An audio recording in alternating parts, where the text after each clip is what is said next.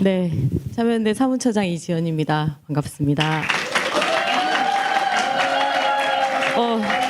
무대보다 더 떨려요. 큰 집회 무대보다. 저는 오늘 12월 3일 그날 밤부터 윤석열이 파면되던 날까지 빛의 광장을 중심으로 4개월간의 대장정을 함께 다시 나눠보고자 합니다. 여러분, 국회에서 윤석열 탄핵소추안이 처리되던 그날 기억나세요? 나세요? 네. 12월 14일이었어요. 국힘의 불참으로 한 차례 표결이 부결되고 난 뒤에 잡힌 날이었습니다. 시민들은 많이 분노했고 그냥 지켜보고만 있을 수는 없었던 것 같아요. 그날 여의도 국회 앞에는 200만 명의 시민이 모였습니다. 뭐랄까, 파도가 막 밀려오는 것 같았다고 할까요?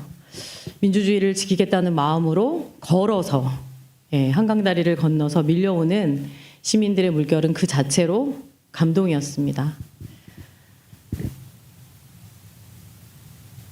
네, 저는 그날 집회 사회를 맡아서 무대 위에서 함께 했는데요. 사방으로 끝이 보이지 않는 행렬, 간절한 얼굴들을 보면서 이 싸움은 질 수 없겠구나 라는 생각을 했습니다. 본회의장에서 개표가 시작될 때 집회를 중단하고 방송을 연결했어요. 정말 많은 사람들이 숨죽이고 지켜보고 있었는데 개표가 끝나고 국회의장께서 단상에 나와서 총 투표수 300표 중 가 204표를 발표하는 순간 와! 터져 나오는 함성으로 땅이 들썩하더라고요. 우리가 승리했다. 민주주의가 승리했다. 이 감격스러운 구호를 외칠 수 있었던 제게는 너무도 영광스러운 날이기도 했습니다. 아마 이 방송을 보고 계신 또 현장에 계신 분들은 대부분 그날 밤 그 순간을 생생하게 기억하실 거예요. 내가 그때 뭐 하고 있었는데 대체로 그날 이야기를 시작하면 이렇게 시작이 되더라고요. 저는 그날 저녁에 참여연대에서 행사가 있었습니다. 전직 임원들을 모시고 하는 행사였는데 사무처장으로 좀 긴장이 많이 되는 행사였어요. 행사는 잘 마쳤고 진짜 시원한 맥주가 한 잔 땡기더라고요. 그래서 치킨집에 가서 뒤풀이를 하고 있었습니다. 근데 아마 그 자리에서 제가 가장 먼저 핸드폰으로 속보를 봤던 것 같아요. 보자마자 소리를 질렀고 비상계엄? 미친 거 아니야? 정말 딱 이렇게 얘기했던 것 같아요. 그러니까 너무 놀라고 당황해서 잠시 머리가 멈추는 것 같았고 혹시 이게 언론사가 해킹당해서 잘못 나온 가짜 뉴스 아닌가? 이런 생각도 했었습니다. 동료들과 허겁지겁 사무실로 다시 돌아가서 온라인으로 짧은 회의를 하고 바로 국회로 넘어갔습니다. 이미 국회 앞에는 적지 않은 시민들이 모여 있었어요. 저는 이제 저희 사무실이 종로에 있는데요. 종로에서 여의도까지 가는데 차를 이제 얻어 타고 갔는데요. 가는 길에 막 장갑차를 보게 되면 어떡하지? 바로 나오는 건가? 막 이런 상상을 하면서 갔는데 국회 앞에 그 두려움을 다 안고 오셨을 것 같은데 이미 시민들이 너무 많이 모여 있는 거예요. 장갑차 앞에, 계엄군 앞에, 경찰 앞에 맨몸으로 선 시민들이 있었고 국회로 속속 돌아오는 국회의원들이 무사히 본회의장에 갈 수 있도록 길을 만들어주고 또 월담을 돕고 그러고 계시는 거예요. 아무것도 재지 않고 한 걸음에 달려가서 국회 앞을 지켰던 시민들이 있었기 때문에 본격적인 실행 전에 친위 쿠데타를 막아낼 수 있었다고 생각합니다. 당시 국회 인근에는 저도 있었지만 시민사회단체 여러 이제 대표자들, 집행 책임자들이 많이 있었어요.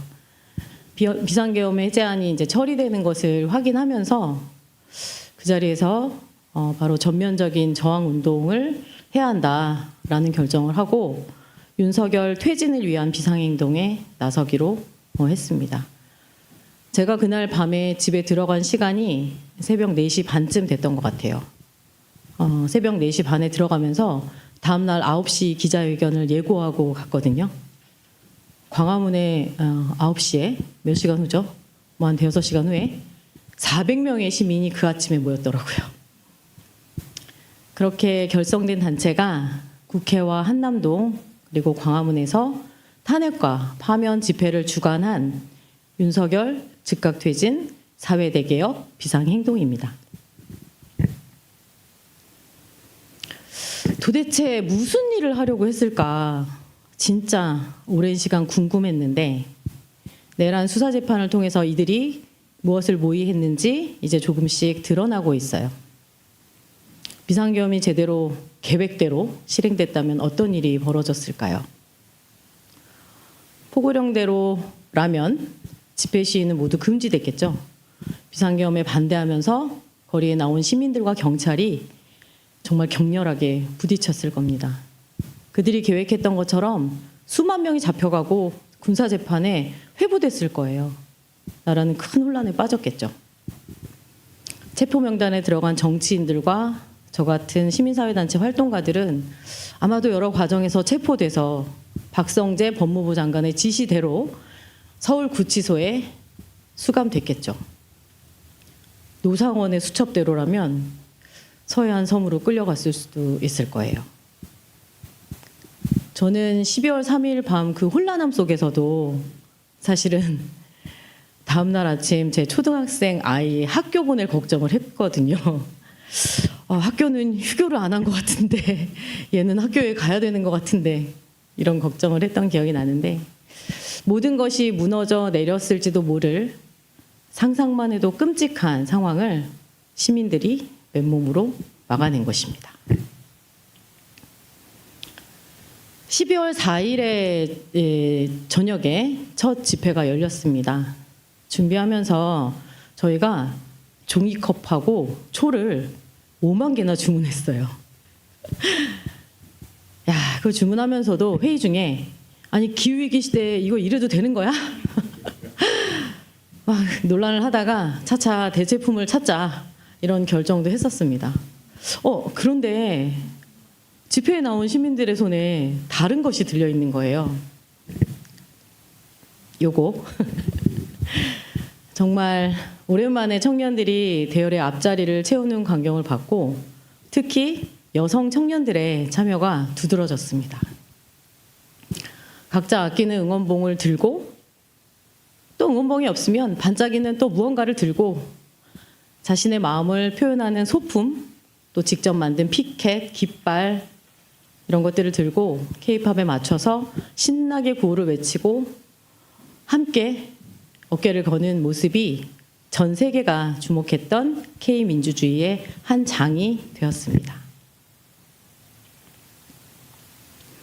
저는 무엇보다 현장에 함께 할 수 없는 분들이 보내주신 지지와 응원을 잊을 수가 없습니다. 이때 해외 동포들의 지원도 굉장히 많았어요. 선결제라니 너무 신박하지 않나요? 푸드트럭, 난방트럭, 바닥갈개, 손난로, 털장갑 정말 엄동설안에도 우리 광장은 온기가 넘쳤습니다. 때로는 이제 그만 보내주셔도 됩니다. 괜찮습니다. 라고 해야 할 정도였어요. 광장의 쫓기들이라고 불렀었는데 저희는 자신을 내세우지 않았지만 언제나 광장을 지켰던 분들이 있습니다. 나중에 집계를 해보니까 1000여 명 정도 됐던 것 같은데요. 시민 자원봉사자들께서 집회 광장 안에 안전을 위해서 조끼를 입고 경광봉을 들고 길을 내고 안전을 위해서 뛰어주셨었고 수어통역사, 의료인들, 인권지킴이 변호사들 그 누구도 시키지 않았지만 우리는 모두 각자의 몫을 찾고 또 그 몫을 다하기 위해 최선을 다했습니다. 집회 저도 좀 다녔는데요. 이번 집회에서 정말 꼭 우리가 함께 기억하고 앞으로도 지켜갈 것이라고 생각합니다. 평등하고 안전한 광장을 만들기 위한 노력에도 저는 큰 박수를 보내고 싶습니다. 함께 약속문을 만들었고 집회 때마다 안내하고 숙지했어요. 발언 중에 어쩌다가 혐오 표현이 나오면 바로 문제 제기가 이어지기도 했고, 그래서 또 교정도 하고, 우리가 광장을 만들고 가꾸고 지켜냈다는 것은 광장에 함께했던 모든 시민들의 자부심이 되었을 거라고 믿습니다. 실제로 광장을 연구했던 여러 조사에 따르면 이러한 노력이 안심하고 광장에 나오게 하는 큰 요인이 되었다고 해요. 그것만으로도 너무 뿌듯한 것 같아요.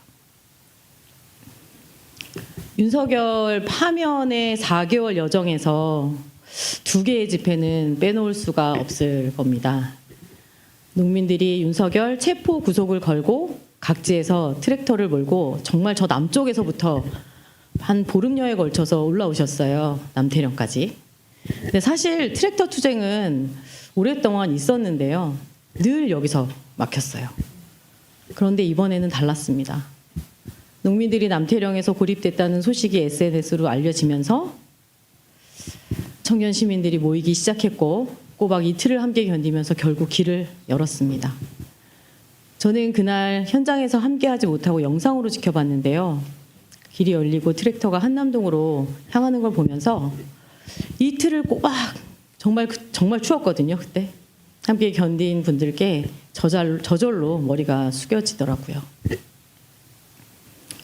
윤석열이 관저에서 체포영장 집행을 거부하면서 온 국민의 복장을 터지게 했을 때 기어이 체포를 이끌어낸 한남동 투쟁, 기세스 시위단 어떻게 잊을까요?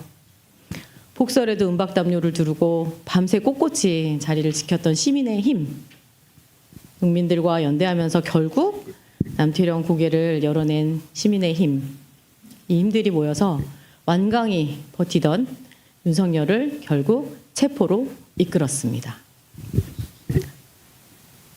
빨리 끝날 줄 알았어요. 너무도 명백하니까. 시간을 끌 일이 아니라고 생각했습니다. 그런데 전혀 예상치 못했던 일들이 벌어졌습니다. 서부지법 폭동 사태는 정말 충격이었습니다. 폭도들의 법원을 향한 협박과 폭력 행위도 너무 충격이었는데 저는 그것보다 더 충격을 받았던 거는 집권 여당 정치인들의 지지와 엄호가 더 충격적이었어요. 이념 성향 다 떠나서 공동체의 책임 있는 일원으로 지켜왔던 또 지켜야 했던 선이라는 게 있는데 그 선을 완전히 넘는 일이었잖아요. 재발을 막기 위해서라도 내란 청산 과정에서 반드시 짚고 넘어가야 한다고 생각합니다. 최고위직 관료 출신의 한덕수, 최상목은 왜 그랬을까? 위헌 상황이라는 비판을 들으면서까지 왜 그렇게 헌법재판관을 임명하지 않고 버텼는지 최근에야 의문이 풀렸습니다.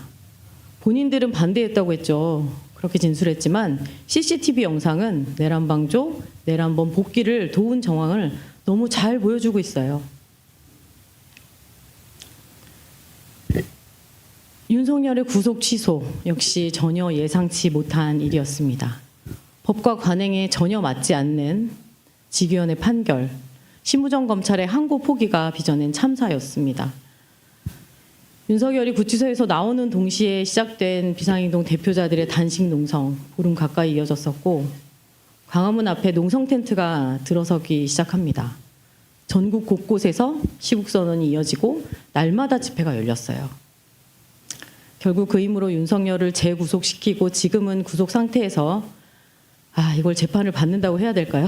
재판을 받고 있지만 내란 재판의 엄중함에 전혀 어울리지 않는 지기현 판사의 재판 진행에 윤석열이 다시 나와서 거리를 활보하는 건 아닐까 이런 위기감을 떨칠 수가 없습니다.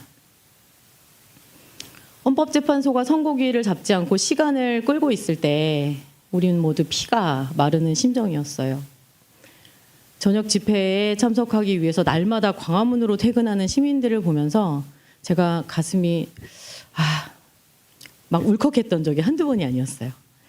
마침내 기일이 잡히고 4월 4일 오전 안국동 도로에 앉아서 저는 탄핵 선고를 시청을 했습니다. 수천 명의 시민들이 모여 있었지만 기침 소리 하나 나지 않았던 것 같아요.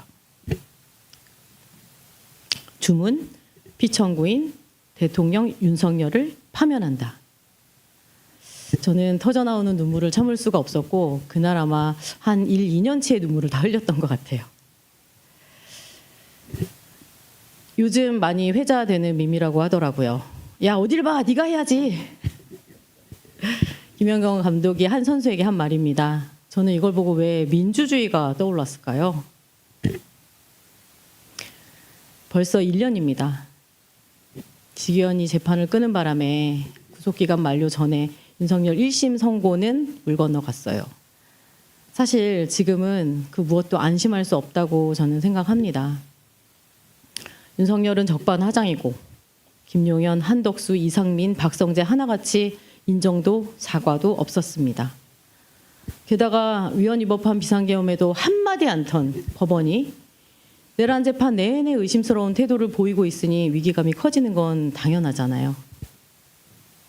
하지만 우리에게는 지난 1년간 여러 고비에도 끝내 후퇴를 맞고 한 걸음씩 진전시켜 왔던 소중한 경험이 있습니다. 우리가 지키고 정말 또 지키고자 했던 민주주의, 정의, 지금까지처럼 서로 이끌고 연대하면서 끝까지 지켜내보자. 저는 내란 1년을 맞아서 다시 한번 다짐을 해봅니다. 민주주의를 지키고 더 나은 민주주의를 만드는 일은 바로 우리 시민들이 해야 하니까요. 그래서 이 싸움은 질 수 없는 싸움이고 져서도 안 되는 싸움입니다. 제 이야기를 들어주셔서 고맙습니다. 네네네. 자리해 주시고요. 네, 자리해 주시고. 아니요. 그대로 네네. 자리해 주시고요. 감사합니다. 생방송이라서. 네네. 말씀 너무나도 잘 들었습니다. 우리 배우님께서 궁금하신 거 한 가지만 질문 드릴까요? 한 가지요? 네. 여러 개 하고 싶은데. 시간 관계상 하나만 부탁드립니다. 저는 거의 매일 같이 저도 집회를 나갔던 기억이 있고 키스에스와 그 남태령을 저도 잊지 못하고 있는데 그때마다 제일 집회를 끝나고 집에 가잖아요. 주머니를 뒤져보면은 초콜릿, 사탕, 뭐 에너지바 막 이런 것들이 가득가득 차 있었어요. 그럼 막 여기저기서 넣어주는 거예요. 저는 그 우리 딸 같은 나의 연배의 그 친구들을 정말 잊을 수가 없습니다. 그분들이 지금의 우리를 여기까지 만들어 이렇게 살게 해준 그 은혜라고 생각하는데 그 친구들이 2030 특히 여성분들이 왜 그렇게 많이 나왔다고 생각하세요? 그러니까요. 네. 저도 네 정말 놀랐어요. 그 항상 대열에 보면 이 집회 쭉 앉아 있으면 맨 앞줄에 예. 정말 있었거든요. 늘. 네네.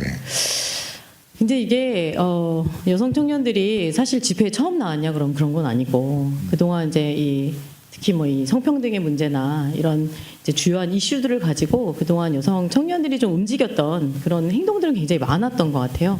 그런 것들이 이제 누적되었고, 그다음 민주주의에 대해서는 저는 뭐 여성 청년이든 남성 청년이든 청년이든 중년이든 장년이든 노년이든 다 같은 마음이었던 것 같고, 그래서 좀 더 열의 있게 우리 사회를 좀 지켜내는 데에 내가 앞장서 보자라고 하는 것에 우리 여성 청년들의 마음이 되게 뜨겁게 모여 있었던 것 같습니다. 네. 그래서 마지막으로 한 가지.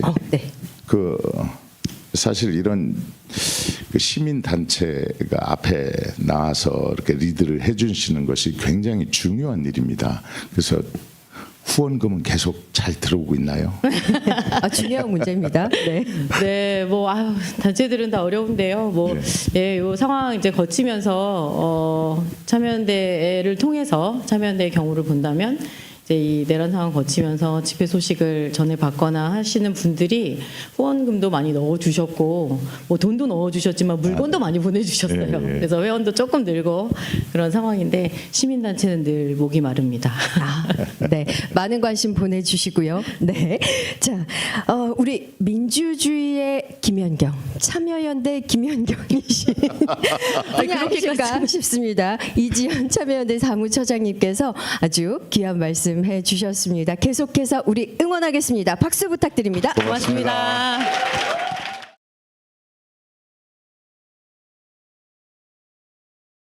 내 목숨을 걸어서라도 지키려고 하는 것은 국가가 아니야. 분명히 소위 애국 이런 것이 아니야. 진실이야.